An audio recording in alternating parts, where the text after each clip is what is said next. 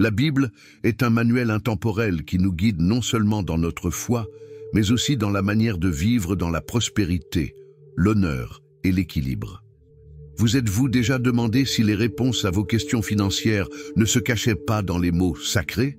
La Bible recèle des secrets qui, lorsqu'ils sont compris, ont le pouvoir de transformer des vies, de guider un chemin qui unit harmonieusement la spiritualité et la richesse. La véritable prospérité commence dans l'âme et se reflète dans tous les aspects de la vie. Lorsque l'on parle de richesse, nombreux sont ceux qui pensent qu'il s'agit de quelque chose de futile, voire de contraire aux enseignements divins. Mais la réalité est différente. La Bible ne condamne pas la richesse, mais plutôt l'amour excessif de l'argent. Elle nous enseigne plutôt à être de bons intendants de ce qui nous est donné, à vivre de manière juste et à utiliser nos ressources pour accomplir le plus grand dessein de Dieu. Le concept des élus est également directement lié à la prospérité. Les élus ne sont pas ceux qui possèdent des richesses matérielles comme une fin en soi, mais ceux qui ont un but divin qui implique l'utilisation de leur bénédiction pour un plus grand bien. Sur cette voie, la spiritualité et la sagesse biblique sont les piliers qui soutiennent la véritable prospérité. Vous êtes-vous déjà demandé comment les hommes et les femmes de foi peuvent-ils prospérer sans perdre leur essence spirituelle? Les anciennes vérités spirituelles peuvent-elles vraiment ouvrir la voie à la prospérité? Si vous pensez que votre foi peut être la clé d'un avenir financier prospère, restez avec nous dans cette vidéo pour découvrir ces secrets et vous montrer comment vous pouvez les appliquer à votre propre vie. Aujourd'hui, nous allons explorer la Bible d'une nouvelle manière, en considérant les mots sacrés non seulement comme des enseignements spirituels, mais aussi comme des lignes directrices pratiques pour une vie prospère. Préparez-vous à voir votre foi sous un jour nouveau et à comprendre comment elle peut vous guider dans votre parcours financier. Ces principes ne sont pas réservés à un groupe restreint. Ils s'adressent à toute personne désireuse de vivre avec foi, sagesse et détermination. La prospérité, lorsqu'elle est comprise d'une manière spirituelle, n'est pas une question d'accumulation matérielle, mais le fait d'être un instrument de Dieu pour faire le bien et accomplir sa volonté. Plongeons maintenant dans ces secrets bibliques de la richesse, avec la certitude qu'en les appliquant, votre vie financière pourra refléter l'abondance que Dieu désire pour ses enfants. La Bible ne condamne pas la richesse en soi. Contrairement à ce que beaucoup peuvent penser, elle nous enseigne que la richesse peut être une bénédiction, à condition qu'elle soit gérée avec sagesse et équilibre. Le problème, selon les Écritures, n'est pas l'argent, mais l'amour exagéré qu'on lui porte. En 1 Timothée 6,10, nous lisons que l'amour de l'argent est la racine de tous les maux. Cela nous met en garde contre le danger de placer notre confiance dans les biens matériels, au lieu de faire confiance à Dieu pour subvenir à nos besoins. En fait, la Bible fournit de puissants exemples d'hommes de Dieu qui, loin de vivre dans la pauvreté, ont été bénis par de grandes richesses, mais ont utilisé ces ressources pour accomplir le dessein de Dieu. Abraham, par exemple, était un homme très riche, mais sa richesse ne l'a pas éloigné de Dieu. Il a compris que son abondance était un outil pour accomplir le plan de Dieu. Sa foi a été la clé qui lui a permis de se concentrer sur le service de Dieu avec ses richesses et non de se perdre dans celles-ci. Salomon, un autre grand exemple, a été le roi le plus riche de l'histoire d'Israël. Mais sa richesse n'était pas une fin en soi. Lorsque Dieu lui a offert tout ce qu'il voulait, Salomon a demandé la sagesse. Il a compris que la vraie richesse réside dans la connaissance et la sagesse divine. Salomon a utilisé sa sagesse non seulement pour gouverner, mais aussi pour créer des richesses qui ont béni tout son règne. Il a compris que la richesse qui vient de Dieu n'est pas seulement financière, mais aussi spirituelle et émotionnelle. Par ailleurs, Job est l'exemple d'un homme qui a traversé de grandes épreuves financières sans pour autant perdre la foi. Alors que tout lui avait été enlevé, Job a vu sa vie restaurée dans l'abondance. Cet exemple montre que même dans les difficultés financières, Dieu a un but et qu'il y a toujours un espoir de restauration si nous gardons la foi. La Bible nous enseigne également des principes fondamentaux sur la manière de gérer équitablement nos richesses. Proverbe 3, 9, 10 nous dit « Honore l'Éternel par tes biens et par les prémices de toutes tes récoltes. Alors tes greniers seront remplis d'abondance. Ce verset nous rappelle que la prospérité est une réponse à notre fidélité à Dieu. Lorsque nous plaçons Dieu en premier et que nous utilisons nos richesses pour sa gloire, il nous bénit par l'abondance. Dans Matthieu 25, 14, 30, la parabole des talents révèle comment Dieu attend de nous que nous gérions les ressources qu'il nous a confiées. L'histoire raconte que des serviteurs ont reçu des talents, de l'argent, et ont été chargés de les multiplier. Ceux qui ont utilisé leurs talents avec sagesse et diligence ont été récompensés. Cette parabole nous enseigne clairement que nous devons être de bons intendants de nos finances et les utiliser pour étendre le royaume de Dieu. La Bible ne considère donc pas la richesse comme quelque chose de négatif, mais comme une bénédiction qui doit être utilisée conformément au dessein divin. La vraie richesse vient d'une vie vécue dans la sagesse, la fidélité et l'équilibre. Les élus sont ceux qui, par la grâce de Dieu, choisissent de vivre selon ses principes et sa volonté. Ce ne sont pas des personnes parfaites ou infaillibles, mais celles qui, avec humilité et foi, se consacrent à suivre la direction divine dans tous les domaines de leur vie, y compris les questions financières. La véritable différence des élus réside dans leur volonté d'aligner leur cœur sur celui de Dieu, en cherchant toujours à faire sa volonté, quelles que soient les circonstances. En termes financiers, être un élu ne signifie pas que vous serez riche en biens matériels, mais plutôt que vous avez un but divin dans la gestion de vos finances. Lorsque vous vivez par la foi, l'argent cesse d'être une fin et devient un moyen de bénir les autres, un moyen de soutenir l'œuvre de Dieu, un moyen de vivre dignement et de subvenir aux besoins de ceux que vous aimez. Et en vivant ainsi, la prospérité financière devient une conséquence naturelle, car Dieu honore ceux qui placent ses desseins au-dessus de leurs propres désirs égoïstes.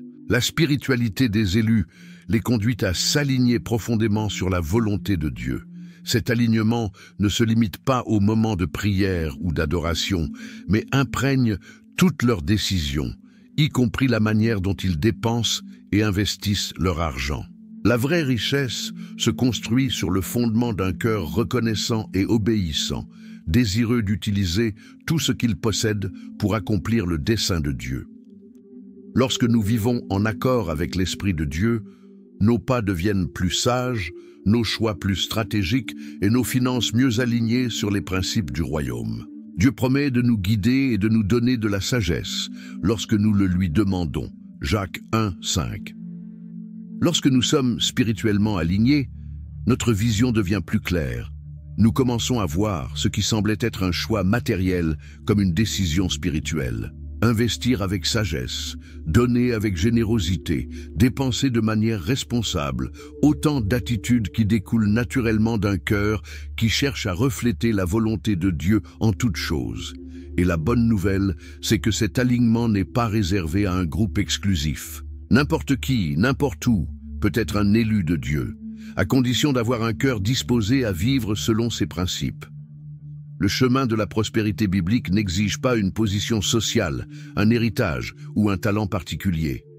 Il exige seulement un cœur disposé à suivre la volonté de Dieu, un cœur qui recherche la sagesse divine dans toutes les décisions grandes et petites. Dieu a une vision d'abondance pour chacun de ses enfants, et il veut que vous réussissiez, mais cela demande de la foi, un but et de l'obéissance. Les élus sont ceux qui, même face à l'adversité financière, font confiance à Dieu pour les guider. Ils ne dépendent pas des circonstances extérieures, mais de la fidélité du Seigneur qui fournit tout ce dont nous avons besoin pour vivre et prospérer. Le message pour vous aujourd'hui est clair. Tout le monde peut être un élu. Il suffit d'avoir la foi qu'en suivant la volonté de Dieu et en appliquant ses principes, vous serez sur le chemin de la vraie prospérité. Le premier secret pour construire la richesse selon la Bible est la recherche incessante de la sagesse. Proverbe 4, 7 nous dit que la sagesse est le principal.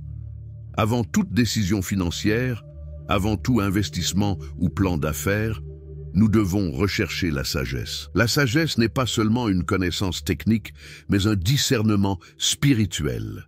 Lorsque nous demandons la sagesse à Dieu, il nous donne une vision claire pour prendre des décisions qui ne seront pas seulement bénéfiques pour nous, mais qui serviront également le dessein divin. La vraie richesse commence par une compréhension profonde de ce qui a de la valeur aux yeux de Dieu et non aux yeux du monde. De nombreuses personnes cherchent à s'enrichir sans d'abord chercher à bien comprendre. Ils recherchent des solutions rapides et faciles, ignorant le besoin de grandir intellectuellement et spirituellement. Mais la Bible nous enseigne que la compréhension vient de Dieu et que nous devons d'abord rechercher ce qui est éternel et non ce qui est éphémère. Lorsque nous donnons la priorité à la croissance spirituelle et intellectuelle, nos décisions financières deviennent plus sages et par conséquent plus fructueuses. Dans Luc 6, 38, nous lisons « Donnez et l'on vous donnera ». La générosité ne bénit pas seulement les autres, elle nous met aussi en position de recevoir en retour, multiplier tout ce que nous avons semé. De nombreuses personnes pensent que pour être prospères, elles doivent accumuler pour elles-mêmes, mais la Bible remet en question ce point de vue. La vraie prospérité vient lorsque nous sommes généreux, lorsque nous partageons avec ceux qui sont dans le besoin, lorsque nous donnons avec un cœur joyeux. La générosité est une clé puissante pour débloquer l'abondance dans nos vies. Que ce soit par le biais de la dîme, des offrandes, ou simplement en aidant ceux qui se trouvent dans des situations difficiles, la Bible nous enseigne que nous devons être un canal de bénédiction. Lorsque nous le faisons avec un cœur pur, sans rien attendre en retour, Dieu honore notre attitude et nous récompense. La générosité est une manière de montrer notre confiance en Dieu, sachant qu'il pourvoira à tous nos besoins. En aidant les autres, nous participons à l'œuvre de Dieu dans le monde, et cela portera toujours du fruit. Proverbe 10, 4 dit « Les mains paresseuses deviennent pauvres, mais les mains diligentes apportent la richesse. » Le travail acharné, effectué avec intégrité et dévouement, est l'un des principes fondamentaux de la prospérité biblique. Dieu n'honore pas l'effort sans but, mais il bénit ceux qui travaillent avec éthique et diligence. Le travail n'est pas seulement un moyen de gagner de l'argent, mais un moyen de servir Dieu et les autres. Lorsque nous travaillons avec excellence, nous reflétons l'image de Dieu, qui est le Créateur diligent, toujours à la recherche de la perfection dans tout ce qu'il fait. Les gens cherchent souvent des raccourcis vers la richesse, en essayant d'éviter de travailler dur. Cependant, la Bible nous enseigne que le succès durable est le fruit d'un effort continu et de la patience. Si vous voulez voir la prospérité dans votre vie, vous devez être prêt à travailler avec diligence, avec un cœur intègre et des mains prêtes à servir. La Bible nous enseigne également que le travail acharné est un principe fondamental pour construire la richesse. Proverbe 10, 4 nous rappelle que les mains paresseuses deviennent pauvres, mais les mains diligentes amènent la richesse. Cela nous enseigne que la prospérité n'est pas le fruit de raccourcis ou de la recherche d'une richesse rapide. Elle est le résultat d'un travail quotidien fidèle, d'un effort continu et d'une éthique dans ce que nous faisons. Lorsque nous travaillons avec diligence et que nous recherchons l'excellence en toutes choses, nous honorons Dieu par nos actions. Dans tout ce que nous faisons, nous devons agir avec honnêteté et intégrité, en nous rappelant que notre travail est le reflet de notre foi. Lorsque nous pratiquons ce qui est juste et bon, notre réputation grandit et la reconnaissance vient naturellement.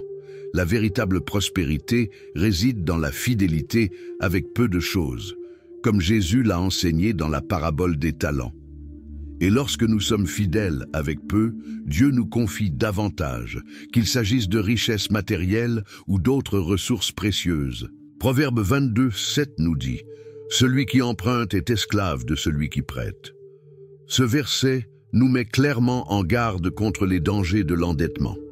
Vivre au-dessus de nos moyens nous met dans une position vulnérable, où nous dépendons des autres pour nos besoins fondamentaux. La Bible nous enseigne qu'il faut éviter les dettes autant que possible, car elles nous piègent et nous empêchent d'atteindre la liberté financière que Dieu désire pour nous.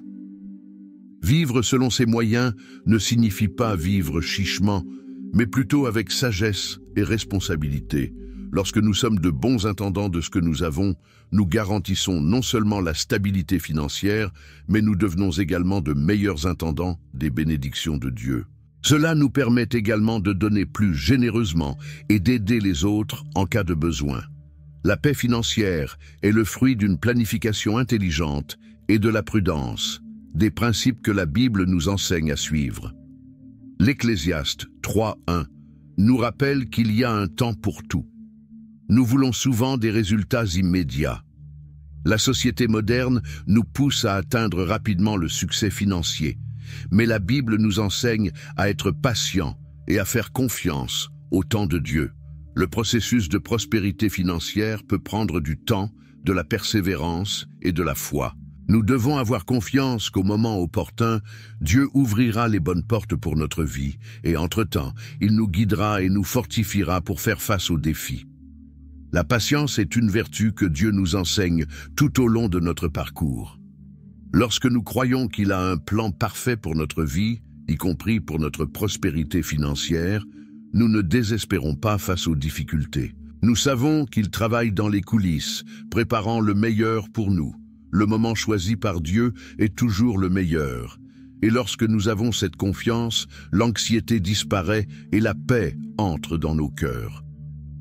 La spiritualité est le fondement sur lequel repose la véritable prospérité.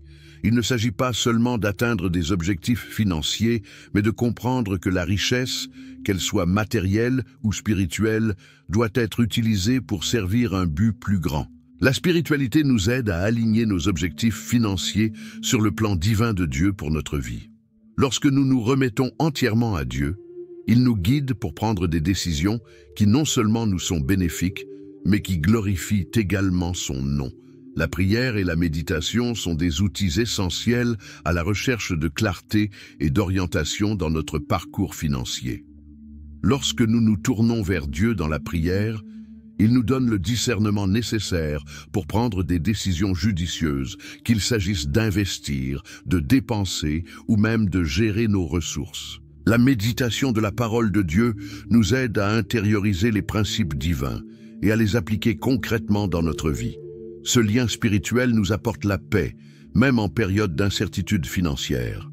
En outre, la spiritualité nous rappelle que notre véritable richesse ne réside pas dans les biens matériels, mais dans notre relation avec Dieu. En nous concentrant sur notre foi et non sur l'argent, nous trouvons la paix et l'épanouissement. L'argent, lorsqu'il est placé au bon endroit, peut être un outil au service de Dieu et de notre prochain, et non une idole qui nous éloigne du dessein de Dieu. Le Seigneur nous apprend à compter sur lui pour nos besoins, et il pourvoit toujours en abondance à ceux qui le cherchent en premier. La spiritualité nous aide également à maintenir un équilibre entre les aspects matériels et spirituels de notre vie. Tout en recherchant la prospérité, nous devons nous rappeler qu'elle doit être utilisée pour faire le bien, pour bénir les autres et pour étendre le royaume de Dieu. Lorsque nous maintenons cet équilibre, notre prospérité devient un moyen de glorifier Dieu dans tout ce que nous faisons. Dans les moments de doute ou de pénurie, la spiritualité nous rappelle que Dieu ne nous abandonne jamais. Même en cas de difficultés financières, nous pouvons avoir confiance qu'il est avec nous, qu'il nous guide et qu'il nous donne la force de continuer. La foi nous apprend à voir au-delà des circonstances temporaires et à faire confiance aux promesses de Dieu qui ne manquent jamais. Notre prospérité est en sécurité entre ses mains et il nous emmène là où nous ne pourrions jamais aller par nous-mêmes. La spiritualité est donc l'élément transformateur qui nous permet de connaître la véritable prospérité. Lorsque nous cherchons Dieu par-dessus tout, notre vision financière s'aligne sur ce qu'il veut pour nous. Non seulement il nous bénit, mais il nous apprend à utiliser nos bénédictions pour le bien de tous ceux qui nous entourent. La vraie richesse, après tout, réside dans le fait de servir Dieu avec un cœur généreux et fidèle. Au fil des siècles, de nombreuses idées fausses sur la richesse se sont répandues au sein de la foi chrétienne. L'un des mythes les plus courants est que l'argent est mauvais ou que les fidèles devraient être pauvres. Ces concepts n'ont aucun fondement dans les Écritures. La Bible ne dit pas que la richesse est mauvaise en soi, mais plutôt que c'est l'amour de l'argent qui pose problème. Lorsque nous faisons de l'argent notre Dieu, il devient un piège. Mais lorsque nous l'utilisons pour accomplir le dessein de Dieu, il devient une bénédiction. Une autre idée fausse très répandue est que pour être spirituellement fidèle, il faut vivre dans la pauvreté. La Bible, au contraire, nous montre des exemples d'hommes de foi qui étaient prospères et qui ont utilisé leur richesse pour bénir les autres et accomplir le plan de Dieu. La pauvreté n'est pas considérée comme une valeur en soi, mais comme une circonstance que Dieu utilise pour enseigner la dépendance et l'humilité. La vraie foi est vécue indépendamment des conditions financières, avec la confiance que Dieu pourvoira à tous nos besoins. La richesse doit donc être considérée comme un outil et non comme une fin. Lorsque nous l'utilisons pour aider ceux qui sont dans le besoin, pour soutenir l'œuvre de Dieu et pour vivre dans la justice, elle devient quelque chose qui honore Dieu. Nous ne devrions pas avoir honte de prospérer. Au contraire, nous devrions célébrer les bénédictions de Dieu et les utiliser pour avoir un impact positif sur le monde qui nous entoure. Lorsque notre vision de l'argent est alignée sur les principes de Dieu, nous sommes en mesure de construire une richesse durable et juste. Pour récapituler les secrets bibliques de la construction de la richesse, rechercher la sagesse, pratiquer la générosité, travailler avec diligence, éviter les dettes et faire confiance au temps de Dieu. Ces principes sont intemporels et, lorsqu'ils sont suivis avec foi et dévouement, ils peuvent transformer votre vie financière. La véritable richesse ne se mesure pas à ce que nous possédons, mais à ce que nous donnons et à la manière dont nous utilisons ce que Dieu nous a confié. Je vous invite maintenant à réfléchir. Comment pouvez-vous appliquer ces principes dans votre vie? Êtes-vous prêt à aligner votre foi sur vos finances? Que ferez-vous aujourd'hui pour suivre les chemins de la prospérité que Dieu a tracés pour vous? Que la paix de Dieu, qui surpasse toute intelligence, garde votre cœur et votre esprit alors que vous marchez dans la foi vers la vraie prospérité. Si vous avez trouvé cette vidéo utile, partagez-la avec quelqu'un qui a besoin d'entendre ce message. Ne laissez pas passer l'occasion de transformer votre vie. Abonnez-vous à la chaîne maintenant et activez la cloche pour accéder aux enseignements qui peuvent changer votre histoire financière et spirituelle.